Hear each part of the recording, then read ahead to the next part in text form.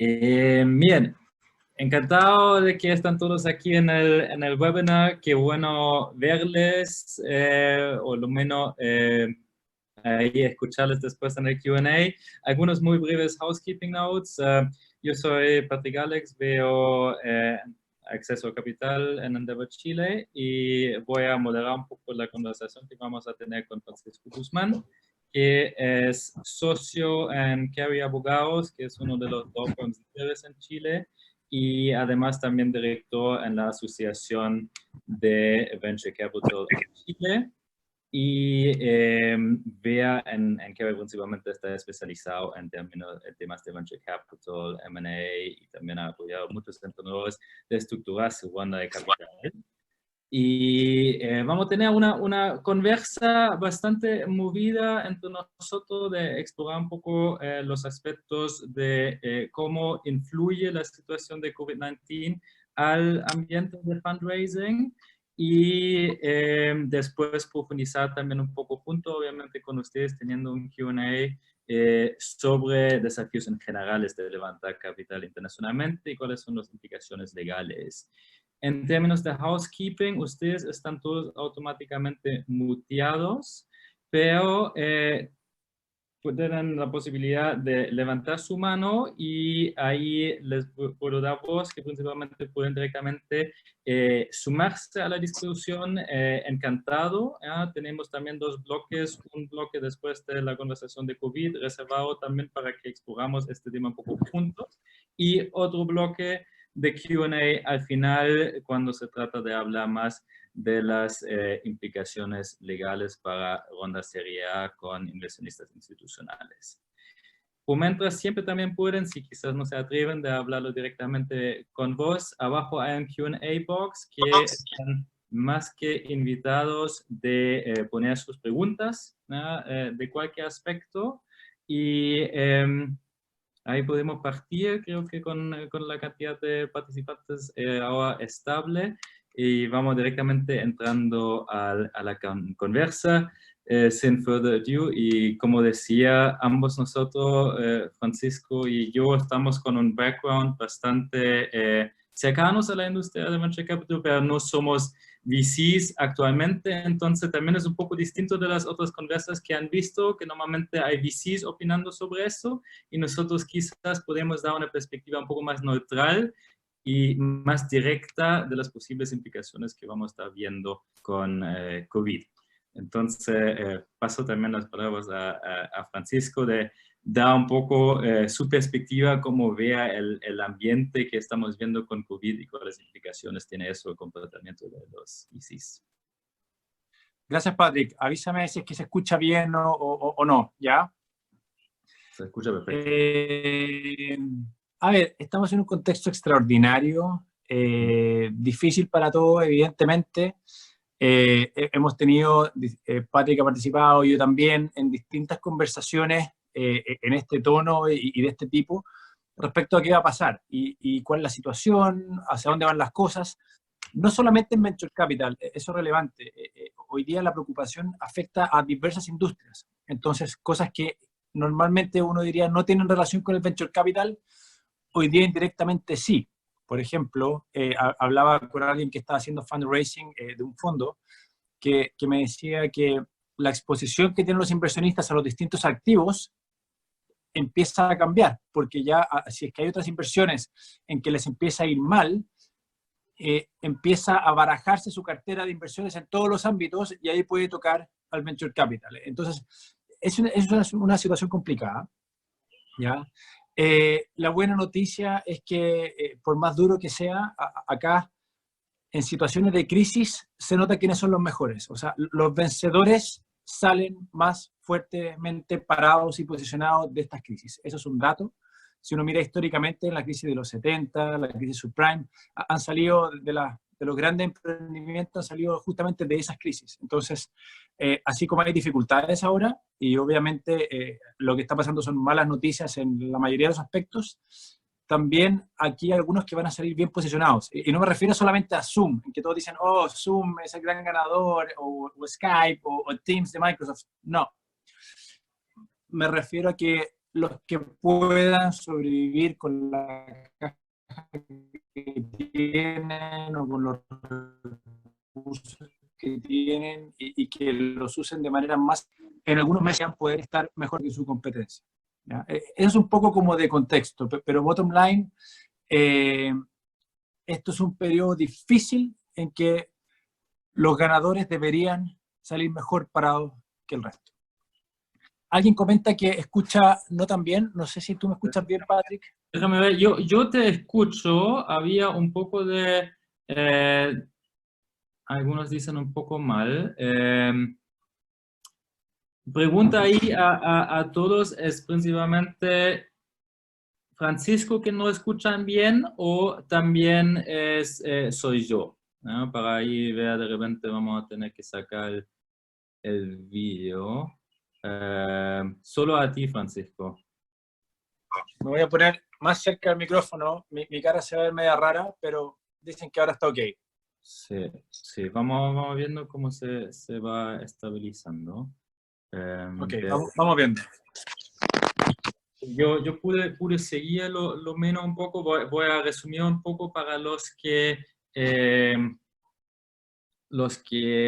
pedían un poco una parte de la conversación quizá, y principalmente lo que Francisco dijo en un aspecto que obviamente eso puede perjudicar, y es claro que perjudica a todo el mundo. Eso es un factor, una crisis sistemática que estamos viendo. Eso es algo, uno puede llamarlo como Black Swan Effect, ¿ya? Hay distintos términos para eso, un watershed moment, que efectivamente hace de cambiarnos en la forma de que pensamos, de actuamos, de cómo hacemos negocio hoy en día, ¿eh?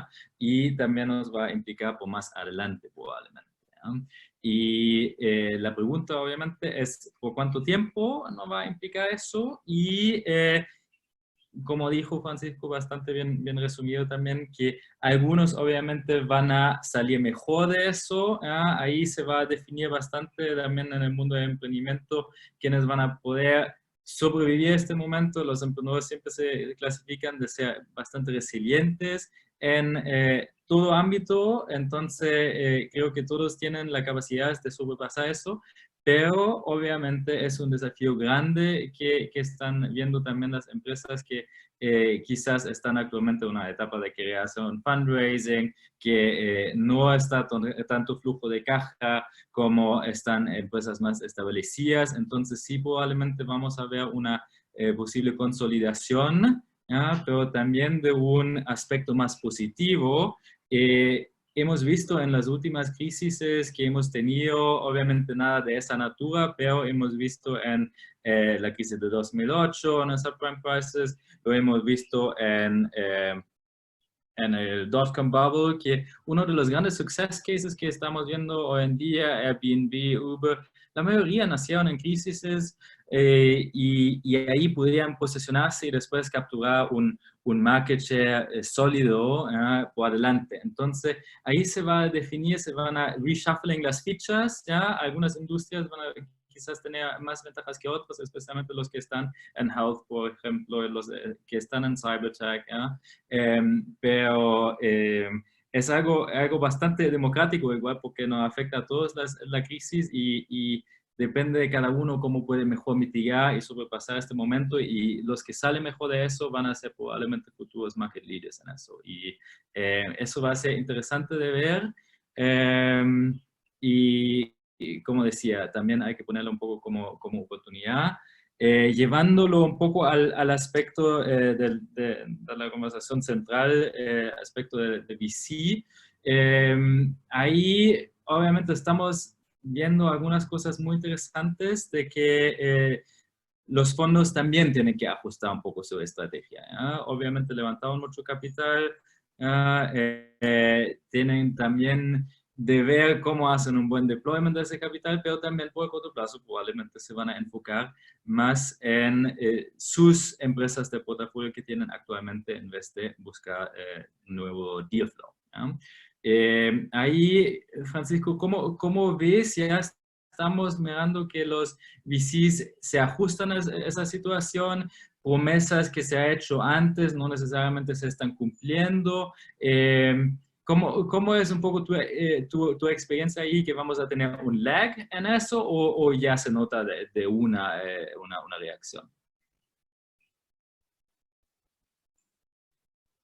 Estás muteado, creo. Okay. Unmute. No te... ¿Ahí se escucha? Sí, sí. Perfecto. Ya, mira. Hay que distinguir entre los tipos de fondos, ¿ya? Al igual que los tipos de compañías. Sí. Hay fondos que ya tienen el fundraising hecho, ¿ya? Incluso tienen aportes del gobierno, como los fondos chilenos que tienen a Corfo detrás, por ejemplo. Esos fondos tienen que invertir igual, ¿ya? Ellos tienen una obligación de invertir, tienen cierto presupuesto y lo tienen que cumplir. Entonces, por ese lado, el Venture Capital, al ser un activo alternativo, abre oportunidades. En otras palabras, si un inversionista voluntariamente ahora podría preferir preservar la caja, el general partner de un fondo probablemente ahora no puede hacer eso, porque no tiene que guardar la caja, sino que él está cobrando un management fee, y si tiene un presupuesto para invertir, probablemente lo va a tener que invertir, ¿ya? Pero, ¿qué es lo que pasa al mismo tiempo? Que van a ser más selectivos y más exigentes, porque ahora, en general, hay menos caja, ¿ya? Los que estoy hablando que tienen que invertir son los fondos que ya están financiados, los que ya tienen los recursos, y por lo tanto se abre más competencia y ellos pueden estar en mejor posición para elegir a dónde invierten esos recursos, ¿ya? Pero, bottom line, lo que hemos visto es, si hay una inversión en curso, si hay un term sheet firmado, si el due diligence empezó, generalmente los fondos que deberían poder estar manteniendo las inversiones, ¿ya? Por otra parte, para los que no tienen inversiones, no han levantado plata, no están en conversaciones con algún fondo, quizás es el momento de ser cuidadoso con lo que se tiene, y no necesariamente es el mejor momento para tocar la puerta o partir una conversación desde cero, ¿ya? Y aquí es lo que voy a compartir, una conversación desde cero. Tienen que pensar que el manager del fondo ahora también está haciendo teletrabajo, también está respondiendo preguntas incómodas de sus inversionistas, está nervioso porque no sabe qué va a pasar con el otro fondo que estaba levantando. O sea, es un momento en que en general, salvo que uno tenga mucha inteligencia emocional, y es muy difícil mantener la sanidad mental, la gente está más nerviosa. Entonces, quizás no es el momento ideal para partir una conversación desde cero, ¿ya?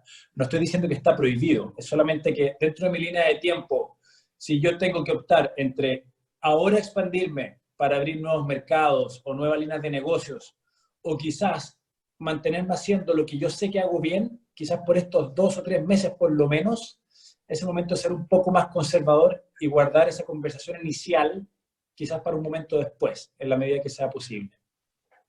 Perfecto. Tenemos ahí también algunas consultas para profundizar esos aspectos un poco más. Para los fondos que ya están levantados hoy en día, obviamente tenemos ese caso particular con los fondos apalancados con Corfo, pero igual necesitan entrar los capital calls del lado de los LPs privados para que se da acceso a esa línea de crédito.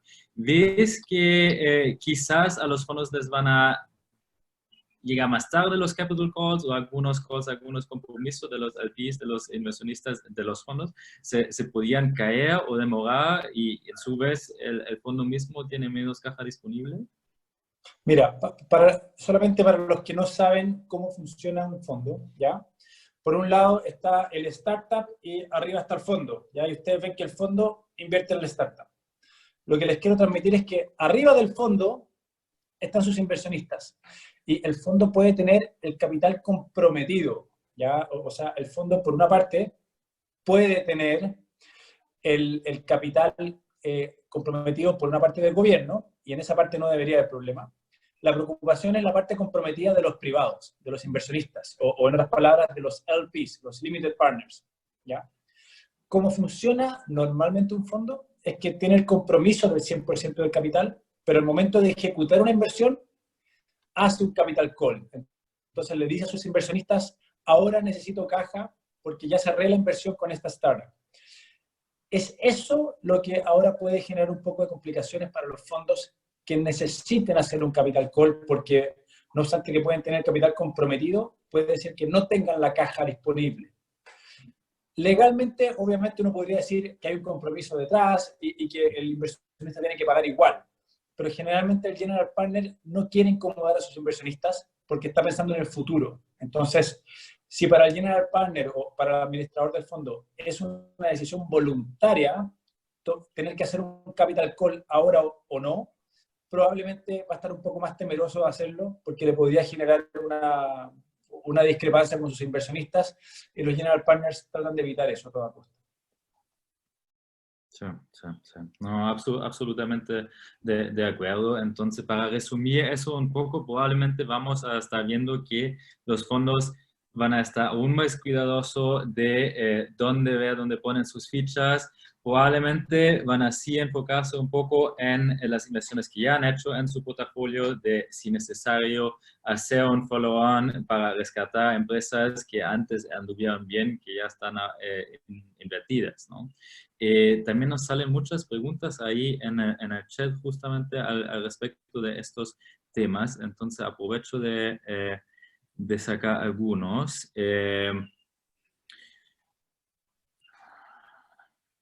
Ya, voy a leer esta pregunta para ver cómo lo podemos analizar directamente. Entiendo por conversaciones con algunos VCs que el foco está en pre-seed series que hagan los startups de su portafolio con foco en sobrevivencia hasta otra ronda. ¿Qué ven sobre esto? Ahí no sé si entiendo completamente la pregunta. Yo diría probablemente que se refiere, ¿tú ves a lo que se refiere Francisco ahí? ¿O invitamos a la persona que explica? Sí, sí. Estuve viendo la pregunta. Yo creo que hay dos cosas. Uno es el tipo de fundraising, si es Series C o etapa muy temprana, ¿ya? Si la pregunta va por ahí, yo diría que no es necesariamente que va a cambiar el foco. Cada fondo tiene su target. Algunos tienen compañías en etapa muy temprana, otros tienen para compañías que es más growth.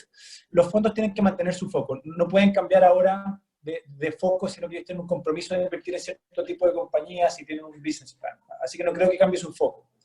Lo que sí, respecto a las compañías que tienen que invertir, los fondos en primer lugar van a apoyar a las compañías en que ya están invertidas. Entonces, si ellos ven que hay una compañía en que ya hayan invertido y que ellos apuestan por la compañía, creen que es una buena compañía, imaginemos que sea una compañía relacionada al mundo de los viajes o de las ventas o del retail, no delivery, porque delivery le está yendo un poco mejor que a otras industrias, pero una compañía en que uno dice, esto es temporal, esta compañía debería, después de que pase esta crisis, mejorar, es probable que el fondo prefiera meterse la mano al bolsillo e invertir en su propia compañía del portafolio, como una suerte de bridge loan o de capital un poco salvando a la compañía, versus mirar algo completamente nuevo.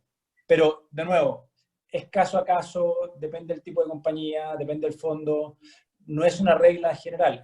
Lo que decía al principio, hay fondos que ya tienen la plata levantada y que tienen que seguir invirtiendo. Y esos fondos están buscando a los ganadores y lo van a seguir haciendo, ¿ya? Aprovecho de comentar otra pregunta que alguien hizo ahí sobre un tema que tocamos. Era, ¿los fondos si levantan plata de una vez o es para cada inversión? Generalmente los fondos hacen los capital calls en tranches. Entonces, no es que hacen el capital call para cada inversión, pero generalmente no tienen toda la plata levantada desde el primer día. Van haciendo capital calls y calculan que sea para una o dos inversiones conjuntamente. O sea, es un monto que les alcance para sobrevivir en el próximo trimestre o semestre, dependiendo del tipo de fondo. Sí, absolutamente de acuerdo. Y eso son esas dinámicas como emprendedor que son muy claves para entender, ¿ya? Y ahí invito a todos que no lo han hecho de revisar un poco cómo se arma un VC, cómo opera y cómo levantan ellos también el capital, porque es muy importante para entender las dinámicas que hay atrás, porque obviamente eso tiene implicaciones para los VCs también, en términos de asegurar los capital calls. y vea directamente dónde ponen sus fichas y probablemente vamos a tener un upper hand de los VCs por un tiempo que tienen más power de negotiate en frente a los emprendedores que buscan levantar capital, ¿no es cierto? Pero sí o sí tienen que poner su capital a trabajar, ¿ya? Están obligados de entregar estos retornos a sus inversionistas, porque si no ellos tampoco van a tener acceso al retorno y el derecho a un carry que está conectado a un hurdle rate. Entonces, ellos sí o sí van a tener que invertir el capital en un time frame preasignado para que puedan también fortalecer a estas empresas durante el periodo. Y eso es también un mensaje un poco positivo. Sí vamos a ver que probablemente la actividad va a bajar en el corto plazo y vamos a ver más enfoque en el portafolio de los fondos, pero van a seguir viendo deal flow y eso también es la razón por qué mañana tenemos el Match VC, que varios de ustedes que están ahí conectados van a estar participando, y ahí poner estratégicamente las fichas para estar bien posicionados para tener estas conversaciones con los inversionistas. ¿No? Bien, en teoría tenemos varias preguntas más en nuestra agenda, pero considerando que tenemos tantas preguntas también ya en el chatbox que obviamente queremos reflejar, yo quería abrir un poco la conversación con algunas recomendaciones de tu lado, Francisco. ¿Cómo deberían manejar los emprendedores hoy en día? ¿Cómo deberían relacionarse con los fondos? Por ejemplo, la conversación que vamos a tener mañana, que van a tener la oportunidad de hablar con 3, 4, 5 distintos fondos. ¿Cómo deberían jugar eso, por ejemplo, si en algunas industrias ya notamos fuertemente, como mencionaste, el turismo, que están muy golpeados? ¿Cómo deberían estratégicamente hacer ese tipo de conversaciones? Ok. A ver, varias cosas. Primero, cada vez que un emprendedor conversa con un fondo, tiene que asumir que es una conversación completamente profesional. Aunque el que está al otro lado se vea muy amable, muy sonriente, y llega un momento en que la conversación podría generar cierta cercanía, en que uno le pide ciertos consejos, etcétera, que no se olviden nunca que la conversación es 100% profesional. El que está al otro lado te está evaluando siempre, ¿ya? Incluso cuando se le hace una pregunta a algún fondo en que uno puede demostrar ciertas falencias, hay que tener cuidado, porque si uno quiere tener al otro lado a ese potencial inversionista, hay que mostrarse siempre de la manera en que uno está siempre haciendo un pitch. Bottom line, siempre al otro lado que en fondo uno está haciendo un pitch, ¿ya? Respecto a las cosas que hacer en lo inmediato, yo creo que hay que tener la mejor presentación posible online, o sea, el PowerPoint o el documento que ustedes quieran armar para presentar la compañía, que ahora sea lo mejor posible. Piensen que la interacción ya no va a ser de persona a persona, va a ser quizás usando Zoom, quizás no, quizás solamente se pueda mandar el documento y lo van a tener que revisar. Entonces, yo sí he visto algunos emprendedores que se quedan mucho en la parte humana de la presentación, en que ellos saben que son muy buenos para transmitir un mensaje. Ahora eso no lo van a tener, así que la presentación ahora adquiere mucha importancia. Lo otro, todas estas proyecciones, yo he visto todas las presentaciones que hacen proyecciones del tamaño de la industria a nivel mundial, que si estamos en la industria de la salud, por ejemplo, dicen esto se expande mundialmente, si en la industria de los viajes, si en la industria del retail. Todas esas proyecciones, la verdad, no son tan importantes. Ahora son un invento, en el sentido de que si el mundo está en recesión o dicen que va a caer en recesión, cualquier número que uno trate de establecer ahí no es tan relevante. Al inversionista lo que le importa no es la proyección mundial, ni cuál es el mercado, el market share. Lo que le importa es si el producto es bueno, si los emprendedores que están detrás son de primer nivel y el proyecto es serio, de tal forma que les dé su retorno. Ahí, que el mercado sea de 3 billions o de 2 billions, la verdad es que no es tan relevante. Lo que importa es el compromiso de los que están detrás y si es que van a poder tener el performance que ellos están prometiendo. Yo diría que esas son las listas clave. Y un tema adicional, hay preguntas ahí en el chat que dicen, ¿qué hacer en lo inmediato? En lo inmediato es cuidar la caja.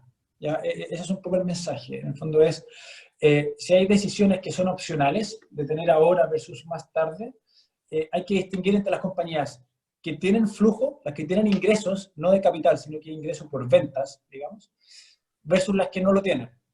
un ejemplo, una compañía en biotecnología puede que no vaya a vender nunca nada hasta después del 5º o 6º año de desarrollo. Y entre medio esa misma compañía de biotecnología va a tener varias rondas de levantamiento de capital. Ok, ese es un tipo de compañía que tiene que cuidar la caja. Y es distinto a una compañía que tiene ventas, lo está haciendo bien en su mercado, pero podría necesitar capital para crecer a otros mercados o para desarrollar un nuevo producto. Es una realidad distinta. Ese último tipo de compañía que tiene ventas tiene que ser extremadamente cuidadoso en que quizás no es el momento de expandirse, por lo menos estos 2 o 3 meses, o lo que dure esto, y mantener los ingresos que ya tiene y perfeccionar lo que ya está produciendo. ¿Se entiende? Sí, sí, sí. No, totalmente de acuerdo. Ahí el mensaje de cuidar la caja va a ser clave, de asegurar la sobrevivencia en el corto plazo y de ahí tener las fichas bien puestas. Por ejemplo, ahí también para los que participen mañana en las conversaciones, eso es una oportunidad para ustedes de conocer a inversionistas que antes quizás no han tenido el acceso, de ya establecer relaciones y hacer una impresión, siendo virtual, obviamente es un poco más desafiante que nosotros normalmente no estamos acostumbrados. Entonces, de todas maneras, el material que presentan va a ser clave, la manera de cómo van a presentar van a estar clave, porque se recibe la información de una manera distinta que si sea directamente face to face en persona.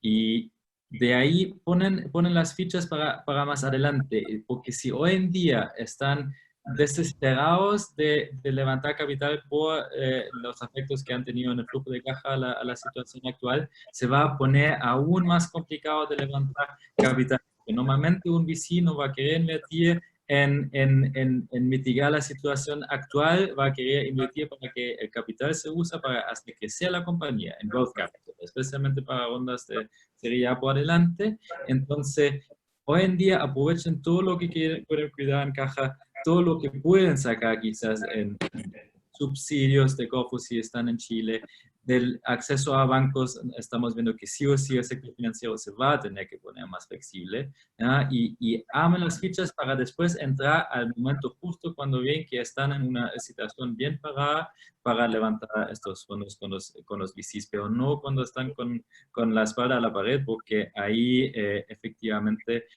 no tienen mucho negotiation leverage, ¿no es cierto?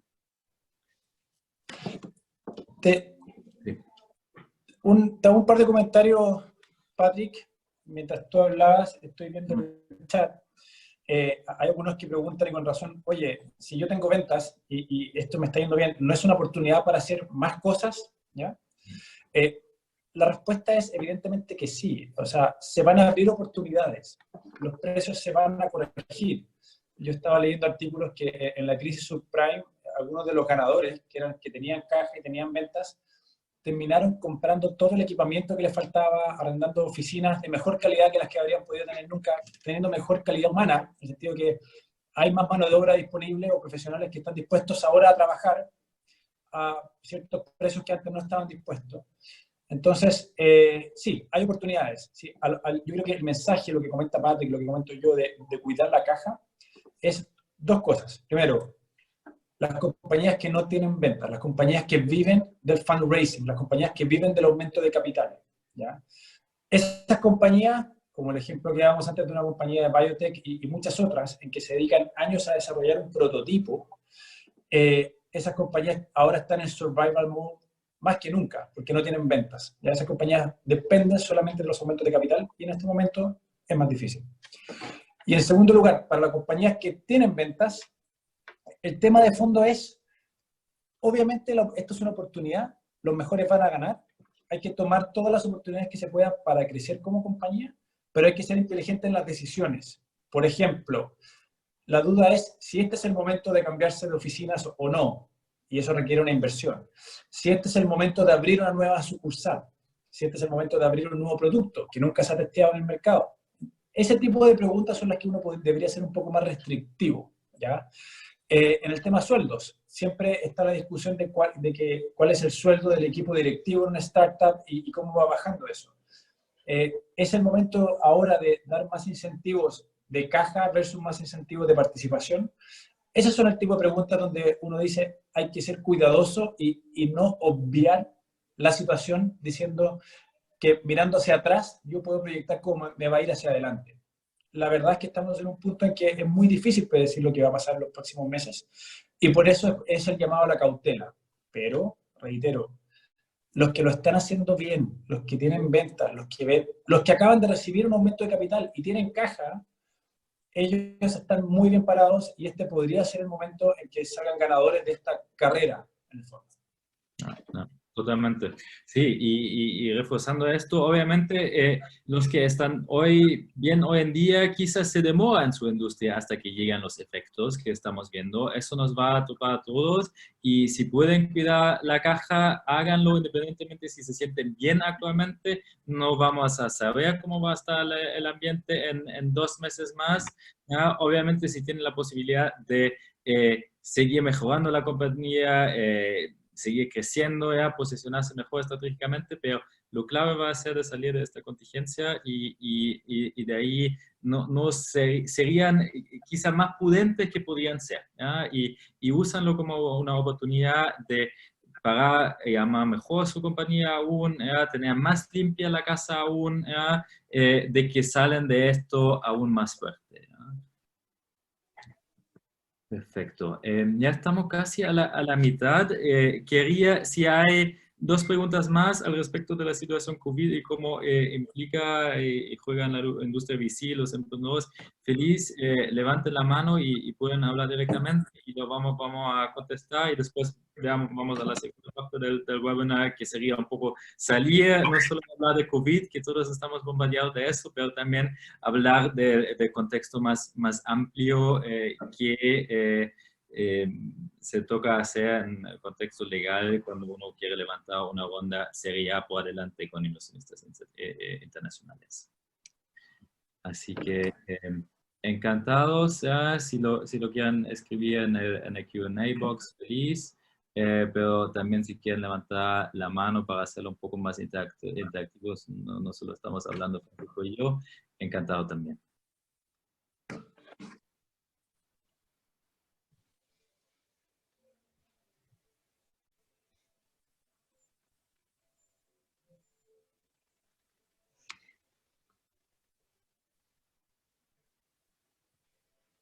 Ya, ahí alguien levantó la mano. Ya.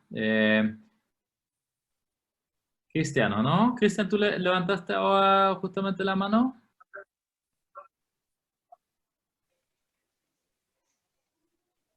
¿O a Joey o Hin? Estaba adelante. Ya, los que no quieren ahora hablar, por favor, bajen su mano.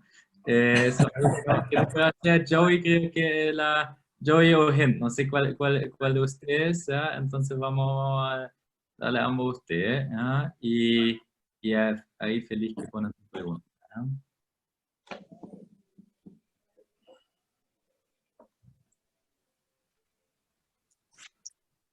Hola, buenas. Hola, Hin.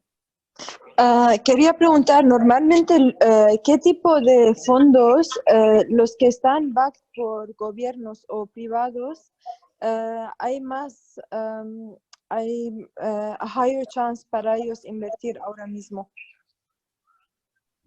¿Podrías, antes de eso, quizá contarnos brevemente de qué compañía eres y qué rol la fundadora? Danos un poco de contexto, quizás de qué país y de ahí vamos directamente a la pregunta. Vale, soy de la compañía que se llama Foodex.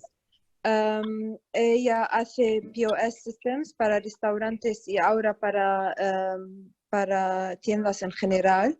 Y estamos en Saudi Arabia y en GCC en general. Y ahora mismo estamos haciendo Series B round.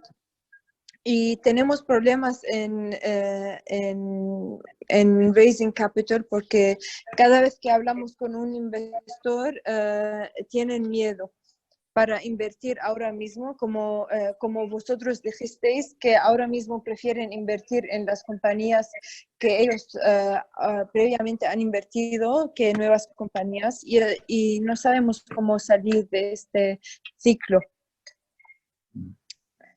Okay. Entonces, mi pregunta es, normalmente vosotros dijiste que fondos que already tienen el dinero son un poquito más fácil es más fácil para ellos invertir ahora mismo. Entonces, normalmente estos fondos son government backed o private backed. Perfecto. Lo paso a ti, Francisco. Ok. Sí, mira, a ver, es una buena pregunta porque la verdad es que los fondos que son government back, como tú dijiste, o con financiamiento del gobierno, por lo menos acá desde Chile, son fondos que tienen una obligación de invertir. En el fondo, su budget implica realizar cierta cantidad de inversiones al año y eso se lo exige el gobierno para no perder la línea de financiamiento, ¿ya? Por lo tanto, un buen ejercicio, si uno quisiera levantar capital ahora, por ejemplo, desde Chile u otros países de Latinoamérica, es ver qué fondos tienen apoyo del gobierno y tener en el radar cómo funcionan. Yo siempre he dicho que la mejor manera de negociar es entender muy bien a quién está al otro lado, cuáles son sus requisitos que tiene que cumplir y cuáles son las cosas que lo motivan. Al tener de contraparte, por ejemplo, a un fondo chileno que esté financiado por Corfo, si es un fondo que se aprobó hace poco, hace 1, 2 o 3 años, probablemente ese fondo está en pleno periodo de invertir, tiene que invertir, está obligado a hacerlo, y podría ser una buena contraparte. Yo entiendo que hay fondos similares en México también, ¿ya? En Perú entiendo que se están empezando a levantar este tipo de fondos, es un poco más difícil, pero entiendo que se están empezando a levantar. Eso por un lado. Y por lo otro es por el lado más técnico, ¿ya? Por el lado de la venta. Si te sirve, una alternativa es decir que en vez de ofrecer capital, ahora a uno de estos fondos, uno podría ofrecer un convertible note, en el sentido de decir, mira, préstame plata, te doy un buen retorno, quizás un retorno atractivo, y ponemos condiciones en que yo te voy a pagar esa plata o puedes convertir. Y la compañía, si estuviera, a ver, esto es una recomendación para una compañía que necesita hacer fundraising, ¿ya? No es algo que yo recomendaría a la primera, pero en el fondo es, si la compañía necesita hacer fundraising, podría establecer un crédito convertible en que se da cierta flexibilidad al inversionista para cobrar o convertir, ¿ya? Lo normal es que yo doy una nota convertible en que trato de no pagarla nunca, simplemente pongo el trigger de cuándo se convierte. En estos casos podríamos tener flexibilidad de decir, dame un crédito y actuemos como si fuera un acreedor, te pago el crédito, y si no, también puedes convertir. Pero básicamente tengo la flexibilidad frente al inversionista para que sea una inversión más atractiva. Vale, pero si les doy la opción de convertir, ellos convertirían en un porcentaje menos que si hubieran invertido equity directamente, ¿verdad? Porque tienen menos riesgo. Hay dos cosas. Generalmente es al revés, ojo, en el sentido de que como funciona normalmente es que la nota convertible se convierte en equity cuando viene una ronda siguiente. Entonces se convierte a la valorización de la ronda siguiente con un descuento por haber asumido más riesgo en el sentido de entrar antes, ¿ya? Eso es como funciona normalmente. Tu problema sería si es que no tienes una ronda siguiente. Entonces uno dice, cuando va a convertir, ¿a qué valorización convierte? Y ahí el ejercicio natural es mirar hacia atrás y decir, ok, tú vas a convertir a la valorización de quizás la ronda anterior. Entonces, es una conversión en que si es hacia la ronda hacia adelante, sí, es a lo que te diga el mercado, pero con un descuento. La gracia es que sea favorable al inversionista. De lo contrario, como dices tú, quizás le conviene ir como equity de inmediato, pero dadas las circunstancias, estamos explicando un mecanismo que hace más atractiva la inversión. Sí, sí, está claro. Solo muy breve agregando a eso, porque estratégicamente notas convertibles les pueden ayudar ahí como emprendedores de evitar tener esa discusión del valuation ahora, ya, que no tienen tanto leverage, de posponer esta discusión para más adelante cuando están de repente mejor posicionados y se puede negociar otros aspectos de mecanismos de conversión en la misma nota, que por ejemplo salía un múltiplo de ventas a una fecha más adelante, ya, en base de eso, ya, y otros triggers, ya. Entonces, estos modelos, yo diría más para un bridge round, ¿ya? No necesariamente una serie B grande, úsenlo para una ronda intermedio, ¿ya? Que quizá implica solo uno o dos inversionistas, no más que eso, y no necesariamente el monto más grande que querían levantar, pero les puede dar caja en el corto plazo con una conversión más adelante cuando las condiciones son mejores. Vale, muchísimas gracias. Perfecto. Feliz. Dado al tiempo, Joey, ¿tú también querías decir algo? Si sería relativamente corto, lo podemos meter y después vamos al siguiente tema.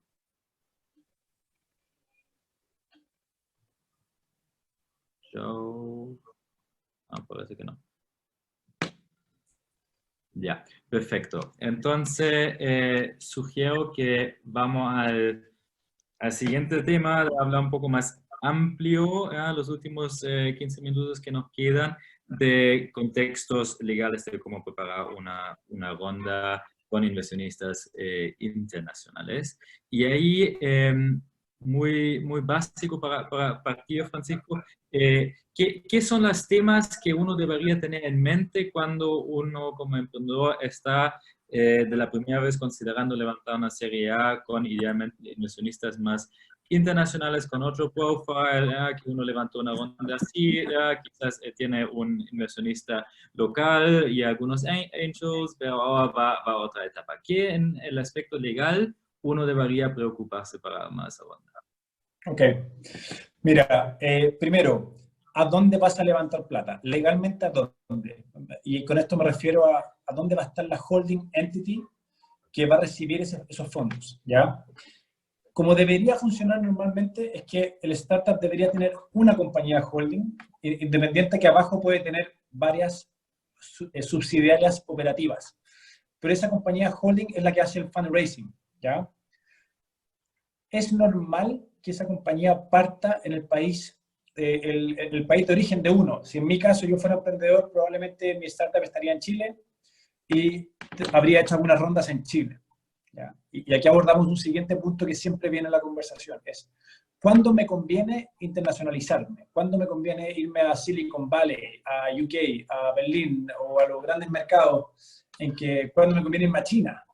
Entonces, esto lo quiero conectar con la primera parte de la pregunta. Es, yo tengo que elegir a dónde voy a hacer el fundraising, ¿ya?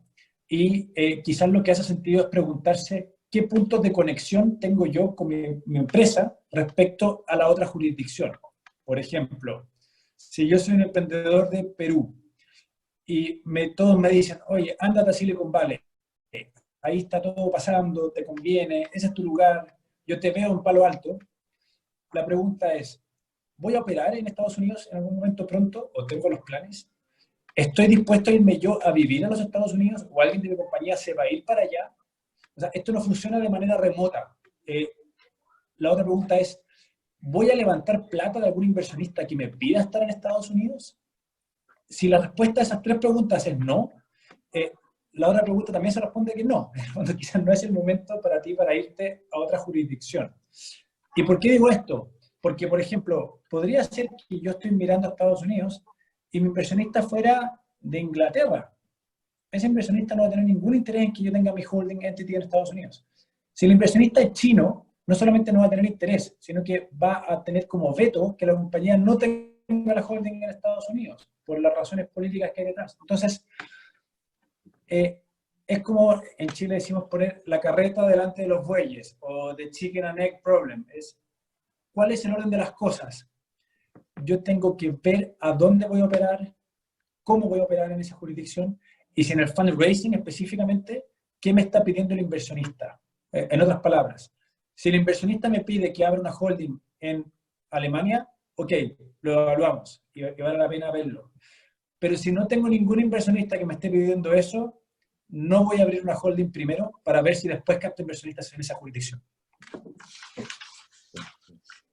Totalmente, sí, es muy clave y ahí vamos un poco más técnico, quizás para algunos con el lenguaje vamos a descifrar un poco lo que Francisco nos dijo en palabras muy simples, que esa discusión de que en algún momento van a escuchar o ya lo han escuchado, ya lo han hecho, de Amount Holding en Delaware o en Cayman, y que todos les están presionando, imitando de levantar en Silicon Valley, porque obviamente eso es la forma de ganar fama y hacerlo.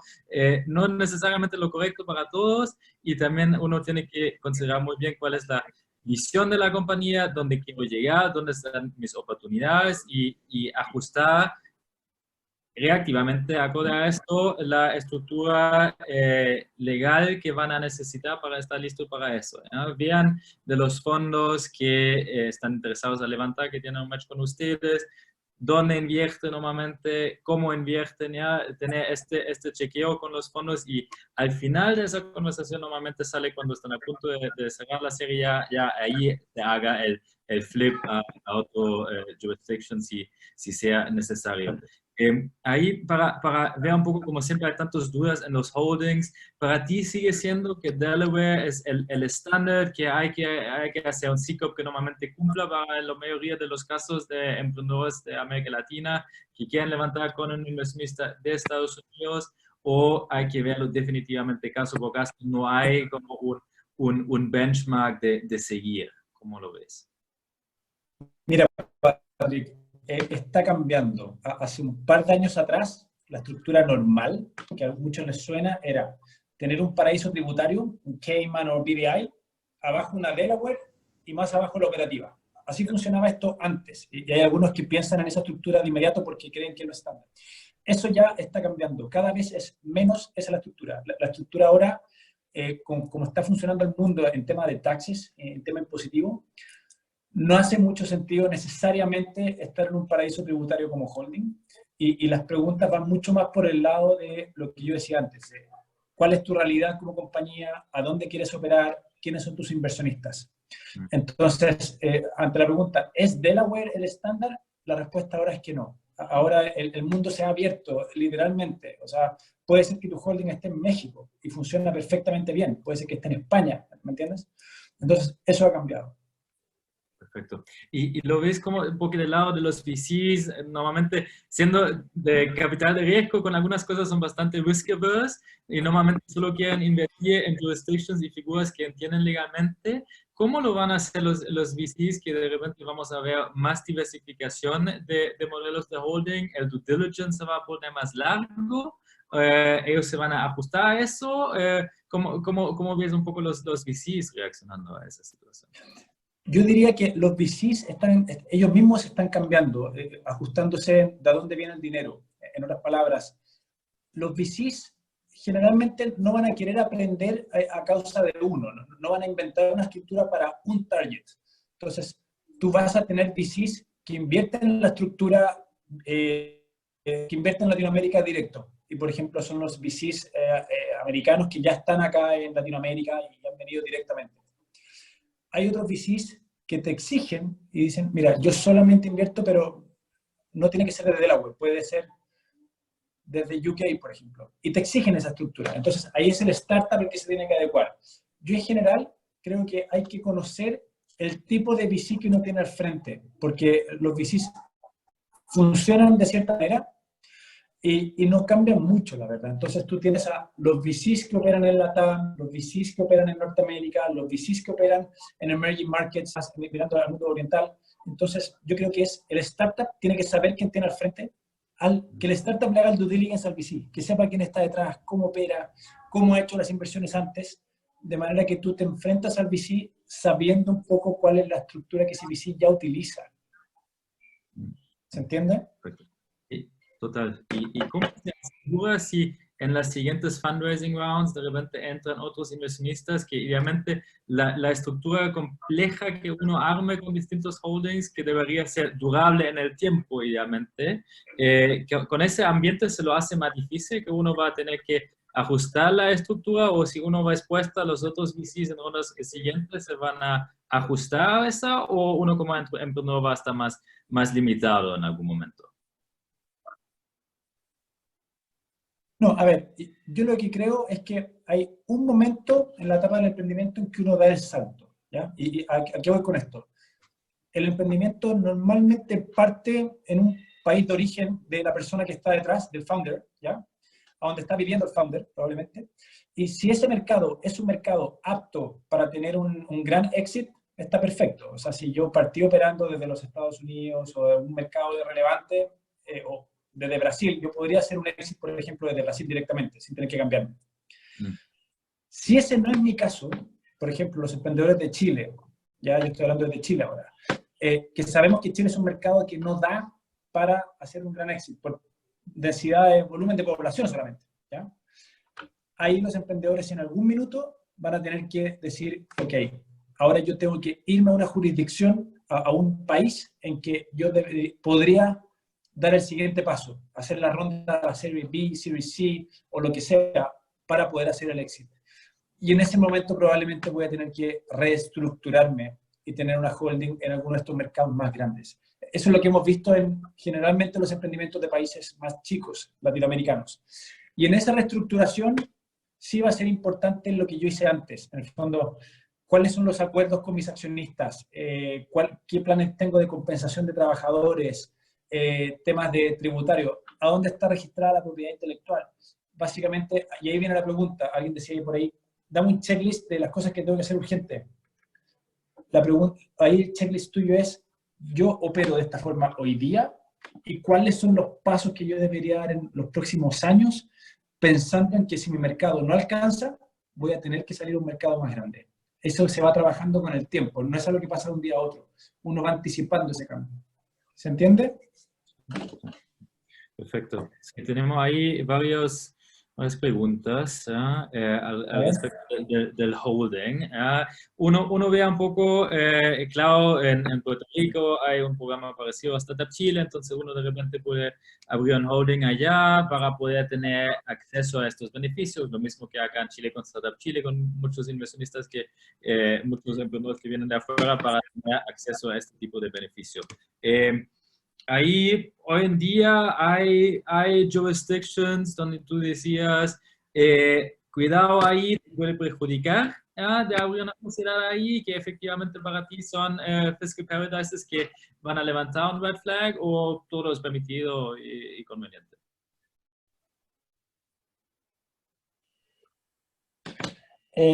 Así como jurisdicciones malas, no, yo no veo. Hay jurisdicciones en que por ejemplo, el paraíso fiscal, ¿ya? Hay algunas restricciones para recibir fondos estatales en paraísos fiscales. Eso es una realidad. O sea, cuando estás en BVI o en Cayman Island y ahí está tu holding, probablemente los fondos que tengan subsidios estatales no van a poder invertir en esa holding. Eso es una realidad, ¿ya? Respecto al resto de la pregunta que estaba en el chat, que me dicen, oye, yo tengo una compañía en Delaware y quiero levantar plata en Chile, ¿basta con tener una filial en Chile? Sí se puede, ¿sí? El tema es qué te pide el inversionista. Generalmente, y para que lo tengan claro, el inversionista quiere estar en la holding. ¿Por qué? Sencillamente por la razón que la holding es dueña de todo lo que está abajo. Exacto. Si eso no es así, y el inversionista entra en la filial, después el inversionista queda fuera de lo que pasa en la holding o en las compañías hermanas. Es por eso que siempre estamos mirando la holding como el vehículo para recibir la inversión. Sí, sí, totalmente. Es algo muy, muy importante para aclarar que ahí en algún momento cuando abren una estructura de holding, los inversionistas siempre van a querer estar en la sociedad principal que es dueño de todas las sociedades de abajo. Y claro, después en el caso de Exit hay otras implicaciones. Si por ejemplo se vende la sociedad a baja, la sociedad chilena, ¿cuáles implicaciones tiene eso? Porque obviamente en el Exit también cambian muchas cosas, pero ahí uno lo va ajustando en el momento. Nos quedan solo pocos minutos. Quería plantear una última pregunta y después vamos a un poco más de Q&A y vamos de poco a poco cerrando. Aparte de los holdings, cuando uno va después a la Series B, ¿cómo cambia un poco la discusión legal? ¿Con quién debería debería tenerme asesorando, porque obviamente todos nuestros emprendedores probablemente tienen un estudio de abogados acá en Chile o en el mercado de su origen. ¿Cuándo debería uno profesionalizarse más en términos de los estudios legales? Basta, obviamente ahí viene un poco tu posición de Kerry, pero obviamente hay estudios muy prestigiosos en Silicon Valley, que en algún momento son como los addresses que uno va knocking doors, lo mismo que los fondos allá. ¿Ves que cómo cambia la discusión en las rondas más grandes, post Serie A? ¿Cómo uno se está aconsejando en esto?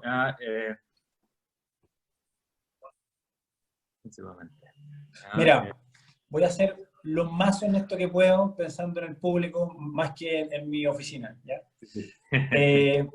Cuando uno está en etapa muy temprana, en que uno está sacando un prototipo, o el mejor ejemplo es, yo tenía una persona que me dijo, me acabo de ganar $10.000, te quiero contratar. Y yo le dije, ¿pero tienes más capital? No, tengo $10.000.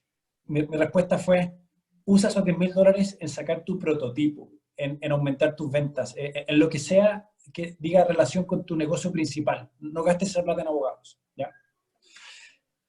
Por otra parte, cuando alguien está levantando una serie A, Series A, y hablemos de, no sé, $700.000 hacia arriba o $1 millón hacia arriba, generalmente lo que tú acuerdes en esa Series A va a ser la línea. ¿Aló? Ahí está. Lo que tú acuerdes en la Series A va a marcar el camino para tu Series B y para tu Series C, porque solamente se pone peor, en el sentido que los que vengan después te van a pedir más preferencias. En otras palabras, cuando tú ya estás levantando de un monto cercano al $1 millón hacia arriba, no tengas susto de llamar para esa transacción, de sacar los big guns y asesórate, y de repente conviene gastar un poco más de recursos porque lo que se acuerde en esos documentos puede fijar el curso de tu próximo, de todo tu emprendimiento hasta el éxito, ¿ya? Eso como criterio. En general, respecto a quiénes contratar, la clave es que si te estás en el momento de cambiar de jurisdicción, tienen que ser abogados que lo hayan hecho antes en esa jurisdicción. En el fondo, si tú estás abriendo en Delaware o en Silicon Valley, vas a tener que tener un contacto con oficinas de Estados Unidos, indudablemente, y así con cada jurisdicción. Lo que sí hemos hecho es que uno puede tratar de avanzar lo más posible con abogados locales más baratos y dejar cierta parte de la ejecución con los abogados más caros. A lo que voy es, la hora más cara de un estudio chileno, del socio más caro, probablemente vale lo mismo que la hora más barata de un estudio de Nueva York, ¿ya? Entonces ahí uno puede armar de repente un buen equipo que tiene la mano de obra gruesa, las horas hombres, que la gaste el estudio local, y la estrategia que te la dé el estudio de afuera, cosa de tratar de abaratar costos. Pero ahí es caso a caso. Perfecto, ¿no? Y ahí es un muy buen punto, como dices, todo lo que se negocia en una etapa, las preferencias que se pone, se van a estar influyendo en las siguientes rondas y conversaciones que uno tenga. Entonces, obviamente, uno tiene que estar ahí bien asesorado. También no duele como emprendedor también saber un poco de estos términos y no dejarlo solo a sus abogados, pero está bien asesorado, ver también con otros emprendedores sus recomendaciones cuando uno entra a estas rondas. También organizaciones como Endeavor son muy buenos en filtrar y recomendar los estudios correctos y el apoyo correcto que les puede guiar en esa etapa. Y de ahí poner estratégicamente las fichas. Para mí es parecido a cómo uno planifica la estructura de levantamiento de capital, los VCs, ver también quién te apoya al lado legal. Es clave porque después cuando algunas cosas ya están hechas, siempre es difícil cambiarlo después. Y ahora quería ver si hay una última pregunta del público y ahí vamos ya cerrando.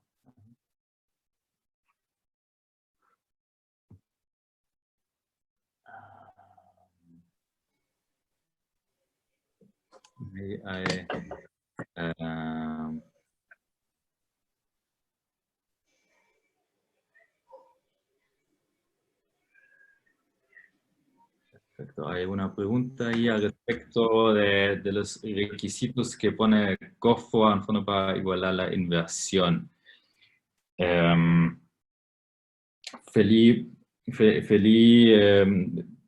Francisco, si tienes unos comentarios al respecto y después complemento. Sí. A ver, Corfo tiene 3 grandes líneas de financiamiento, en que lo que hacen es, se le da un crédito al inversionista, no al startup, al inversionista, al fondo. Se le da un crédito que hace un match respecto al monto de equity que tiene el fondo, ¿ya? Estas 3 líneas de financiamiento varían según la etapa en que está el startup, ¿ya? Entonces, la Corfo te da un leverage mayor de crédito como inversionista si es que tú inviertes en etapas más tempranas. Entonces, ante la pregunta de cuáles son los requisitos de Corfo, no hay una sola respuesta porque va a depender de la línea de financiamiento que tengas el fondo. En general, los fondos de etapas más tempranas tienen como requisito que la compañía venda un monto anual o bajo ciertas ventas o tenga una antigüedad que sea no muy larga, tienen que ser compañías nuevas.